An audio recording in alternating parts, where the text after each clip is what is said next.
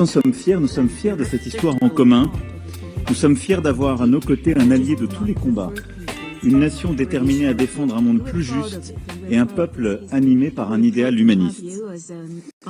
Lors du 80e anniversaire du débarquement de Normandie, nous avons rendu hommage au courage, à l'abnégation exceptionnelle d'une génération de Canadiens qui étaient venus se battre ici même en France, comme leurs aînés sur la crête de Vimy, pour une certaine idée de la liberté.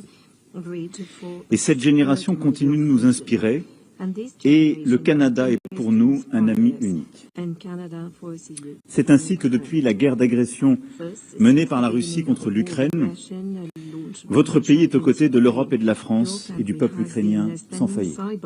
Et nous étions ensemble en visioconférence avec notre ami Premier ministre britannique et tous les autres alliés et partenaires sur ce sujet samedi matin. Cet engagement commun aux côtés des Ukrainiens a toujours eu pour objectif de parvenir à une paix solide et durable, c'est-à-dire une paix assortie des garanties robustes qui prémuniront l'Ukraine contre toute nouvelle agression russe et permettront d'assurer la sécurité de l'Europe tout entière. Le Canada et la France sont des puissances de paix, des alliés fiables qui prendront part ensemble à cet effort. C'est dans cet esprit que nous maintiendrons notre soutien à l'Ukraine et continuerons d'exiger de la Russie des engagements clairs, et nous prendrons toutes les initiatives utiles pour avancer, de concert avec nos partenaires américains, européens et internationaux, et c'est évidemment un des sujets que nous allons évoquer avec Monsieur le Premier ministre dans un instant. Dans le contexte international actuel, nous voulons pouvoir développer aussi nos projets les plus stratégiques avec nos partenaires les plus proches, les plus loyaux. Parce que nous avons la conviction, et je crois que nous l'avons en commun, que nous sommes plus forts ensemble, mieux capables d'assurer le respect de nos intérêts, le plein exercice de notre souveraineté. Il nous faut faire preuve d'ambition dans les secteurs de la défense et de la sécurité, mais aussi au-delà, dans l'organisation de la transition écologique, le développement des nouvelles technologies, le resserrement de nos liens autant qu'il est nécessaire. Nous avons déjà enregistré des premiers succès. J'en veux pour preuve l'annonce récente du choix d'un consortium incluant des entreprises françaises pour la première étape du projet de train à grande vitesse entre Québec et Toronto, qui est emblématique à tous égards. J'en veux pour preuve aussi la très forte présence de vos investisseurs et de vos entreprises lors du sommet pour l'intelligence artificielle, qui montre la forte présence canadienne et le partenariat que nous avons ensemble sur ce sujet. Et nos entreprises échangent également sur des investissements croisés dans le secteur des métaux critiques, briques indispensables à toute transition énergétique. Je sais combien vous portez aussi une nouvelle ambition en matière d'énergie nucléaire, qui fait l'objet d'une coopération historique entre nos deux pays, sur le quantique, où nos centres de recherche et nos entreprises disposent d'un savoir unique au monde, qui va être valorisé dans le cadre d'un accord bilatéral. Et après le récent sommet de l'intelligence artificielle que j'évoquais, nous allons continuer de mobiliser ensemble, puisque nous avons les présidences successives du G7, avec des défis qui vous attendent dans quelques semaines et que nous poursuivrons comme nous l'avions fait de Charlevoix à Biarritz il y a quelques années. Nous veillerons aussi à ce que notre amitié soit utile à la promotion de nos valeurs, de nos engagements communs, pour la défense des démocraties, pour la solidarité internationale, pour le développement, pour un commerce équitable, pour la protection de la planète. Je crois que l'un et l'autre, nous croyons en effet que le commerce équitable qui respecte les règles internationales est une bonne chose pour la prospérité de tous. Et il est à coup sûr plus efficace que les tarifs qui créent de l'inflation et abîment les chaînes de production et l'intégration de nos économies. Nous croyons, nous aussi, que la liberté d'expression, si chère à nos pays, est autre chose que le déferlement de la haine, de la violence, du harcèlement en ligne ou d'algorithmes opaques. C'est pourquoi votre présidence du G7 en 2025 doit nous permettre d'affirmer notre détermination à avancer sur chacun de ces points et de défendre ensemble, au fond, un ordre international juste, c'est-à-dire quelque chose qui ne soit ni la loi du plus fort, ni l'isolationnisme. Et c'est cela pourquoi nous nous battons. Dans tout cela, le plus important tient encore à nos liens humains, à la fois denses et chaleureux. Et Monsieur le Premier ministre, les Français aiment le Canada. La francophonie nous unit, et je le dis en vous recevant aujourd'hui en ayant une pensée toute particulière pour Antonine Maillet, dont la voix s'est éteinte il y a peu, mais dont l'œuvre intemporelle, la joie inoubliable, est un peu avec nous aujourd'hui à travers vous et votre délégation. L'Acadie éternelle demeure en effet et contribue au rayonnement du du Canada. En tout cas, Monsieur le Premier ministre, cher Marc, vous l'avez compris. Ici, nous recevons un ami, nous le recevons avec beaucoup de joie, en formant beaucoup d'ambitions et de projets ensemble.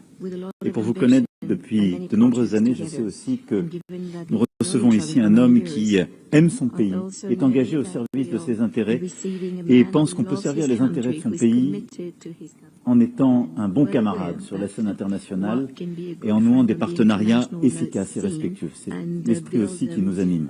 Soyez le bienvenu. Merci. Merci beaucoup, Monsieur le Président. Et je peux commencer par le dire. Les Canadiennes aiment la France. Et ça, c'est la raison pour laquelle je suis ici pour ma première visite officielle en tant que Premier ministre. Merci de me recevoir. Cette visite est une symbole de notre histoire en commun, mais surtout un symbole promoteur de l'avenir. La rencontre du passé et de l'avenir, je viens de la voir de façon saisissante en visitant Notre-Dame ce matin. Je viens de le visiter. Sauver des flammes par la France pour le grand bonheur de l'humanité. Bravo, Monsieur le Président, pardon. Vous êtes toujours un homme d'action. Et dans une crise, il faut agir. Et malheureusement, nous sommes dans des crises économiques et géopolitiques maintenant. En même temps, quand on passe à l'action, il faut avoir des valeurs. La souveraineté, la solidarité, le dynamisme et la durabilité. Ce sont des valeurs qui nous tiennent à cœur, qui nous réunissent. L'histoire du Canada a toujours été liée à celle de la France. La langue française définit l'identité et la culture du Canada. Le Canada et la France ont été des alliés fiables depuis des siècles. Nous croyons en l'importance de la nature et de sa protection, y compris les océans. Oui. Nous savons que c'est la collaboration économique, pas les affrontements, qui nous permet de bâtir des économies fortes. Par le passé, cette collaboration était par voyageurs. Maintenant, ce sont des réseaux d'intelligence, l'économie digitale et le quantum. Le Canada répond présent à ces opportunités. We both stand for sovereignty and security, demonstrated by our unwavering support for Ukraine under your leadership. Aujourd'hui, alors que nous voyons ces principes être rejetés par de plus en plus de gouvernements à travers le monde, c'est plus important que jamais pour le Canada de renforcer ses liens avec nos alliés fiables comme la France. Nous devons renforcer la collaboration entre nos pays pour assurer notre sécurité, celle de nos alliés et celle du monde entier. Nous devons renforcer nos liens diplomatiques pour faire face ensemble à ce monde de plus en plus instable et dangereux. Et nous devons créer plus d'opportunités pour nos entrepreneurs, créer de bons emplois pour nos travailleurs et créer de richesses pour nos deux pays. With you, Mr. President, I want to ensure that France and the whole of Europe works enthusiastically with Canada, the most European of non-European countries, determined like you to maintain the most positive possible relations with the United States. Canada is a reliable trustworthy and strong partner of France, which shares our values and lives them through action during this age of economic and geopolitical crises. Le Canada est fort. Ensemble, nous allons être encore plus forts. Monsieur le Président, je vous remercie de m'avoir invité.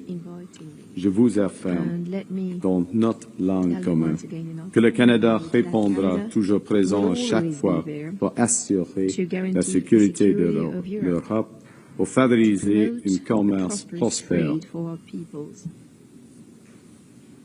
pour coopérer pour la paix, le développement durable et les droits universels avec la France à travers le monde. J'ai hâte, donc, d'avoir un déjeuner de travail ensemble. Merci, cher Emmanuel. Merci tout le monde. Merci, mesdames et messieurs. Merci beaucoup.